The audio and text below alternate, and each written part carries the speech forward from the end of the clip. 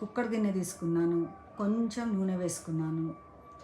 ఆ నూనె మొత్తం ఆ గిన్నెకి చుట్టూ అడుగున అంతా స్ప్రెడ్ చేశాను. అసలు ఏం చేస్తున్నాను అనుకుంటున్నారా? చూడండి. ఇప్పుడు అందులో ఇడ్లీ పిండి వేసుకున్నాను. 1 ఇంచు వరకు వేసుకున్నాను. మరీ ఎక్కువ వేయకూడదు. 1 ఇంచు, ఇంచున్నర అలా వేసుకోవచ్చు. ఇడ్లీ పిండి ఈ బౌల్లో ఎందుకు వేసుకున్నాను అనుకుంటున్నారా? చూడండి, చెప్తాను. కుక్కర్లో నీళ్ళు పోసేసి కింద ప్లేట్ వేసేసి నీళ్ళు వేడెక్కనివ్వాలి. వేడెక్కినాక ఈ ఇడ్లీ గిన్నెను కుక్కర్లో పెట్టేసుకున్నాను. పెట్టేసి మూత పెట్టేసుకొని విజిల్ పెట్టకుండా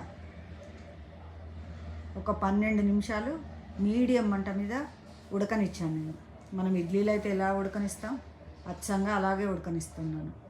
కాకపోతే ఇడ్లీ ప్లేట్లలో కాకుండా కుక్కర్ గిన్నెలో ఉడికిస్తున్నాను. ఇడ్లీ ప్లేట్స్ చూడండి, కింద ఉంటాయి కదా స్టాండ్స్, అవన్నీ ఊడిపోయినాయి. ఒకటి అన్నీ ఊడిపోయినాయి.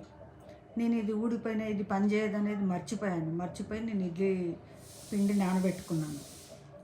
అప్పుడు గుర్తుకొచ్చింది, ఇప్పుడు ఇడ్లీ పిండితోటి ఎలా చేయాలా అనుకున్నాను. ప్రాబ్లం వస్తేనే సొల్యూషన్ వస్తుంది కదా. నేను ముందు రోజు ఇలా ఇడ్లీ కుక్కర్లో పెడితే చక్కగా ఉడికింది, చాలా బాగుంది కూడా. సరే, నాకు నచ్చింది కదా, ఈ టిప్ కూడా మంచిగా సెట్ అయింది, ఇది ఎవరికైనా యూజ్ అవుతుంది అని చెప్పి చేశాను. చాలా బాగా వచ్చింది. అసలు ఇడ్లీలు చేసుకుంటే ఎన్ని ప్లేట్లు కడుక్కోవడము, అది కూడా చాలా పెద్ద పని ఉంటుంది. నాకు ఆ విధంగా ఈ విధంగా 2 విధాలుగా చాలా బాగా యూజ్ అయింది. అసలు ఒక్క ప్రాబ్లం వస్తేనే మనకు సొల్యూషన్ అనేది ఆలోచిస్తామేమో అనిపించింది. ఈ టిప్ అయితే నాకు చాలా నచ్చింది. మీకు నచ్చితే ఫాలో అవ్వండి. ఇది కూడా నాది ఇన్స్టెంట్ ప్రీమిక్స్ పౌడర్, పల్లీలు, కొబ్బరి, పుట్నాలు 3 కలిపి చేశాను. చాలా అంటే చాలా బాగా వచ్చింది. రెడీగా ఉంటుంది, జస్ట్ వాటర్ కలిపేసి కలుపుకోవడమే. ఇడ్లీ కానీ ఇన్స్టెంట్ ప్రీమిక్స్ పౌడర్ కానీ చట్నీ చాలా అంటే చాలా బాగున్నాయి, 2 కాంబినేషన్. నాకైతే ఈ ఐడియా చాలా బాగా యూజ్ అయింది. మీరు కూడా చేసి చూడండి.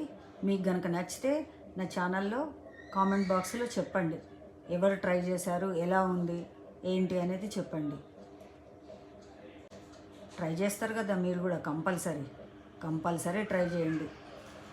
ట్రై చేసి నాకు ఎలా ఉందో చెప్పండి.